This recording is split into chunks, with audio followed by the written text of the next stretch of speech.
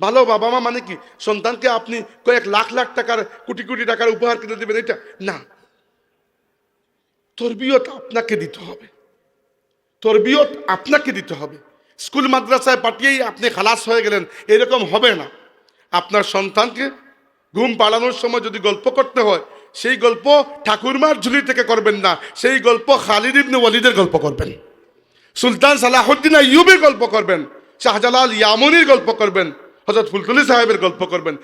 জানাবেন তাদেরকে যে একজন মানুষ কত বড় হতে পারে, কিভাবে দুনিয়াকে পরিবর্তন করতে পারে, সমাজ এবং রাষ্ট্রকে কিভাবে একজন মানুষ প্রভাবিত করতে পারে। আর আজকে মোবাইলের যুগ, আমরা সবাই টেকনোলজির মধ্যে একবারে মাথা ঢুকিয়ে দিয়েছি। আপনাদের একার দোষ না, আমারও সেম অবস্থা। কিন্তু শিশুদেরকে মোবাইল দেওয়ার ক্ষেত্রে একটু সতর্ক হবেন, চেষ্টা করবেন একেবারে কম বয়সে না দিতে। আর যদি এমন অবস্থা হয় যে না দিলে ভাতই গেলে না, তাইলে দেওয়ার সময় অন্ততপক্ষে দেখে দেবেন যে সে কি দেখছে, এটা অন্ততপক্ষে মনিটর করবেন। তাইলে কম বয়সে তাদের মনের মধ্যে ফিতনাগুলো আসর করবে না। একটা বয়স হওয়ার পরে যখন দুনিয়ার সাথে তাদের এনকাউন্টার হবে, তখন তাদের নিজের বুঝটাও মোটামুটি তৈরি হয়ে যাবে।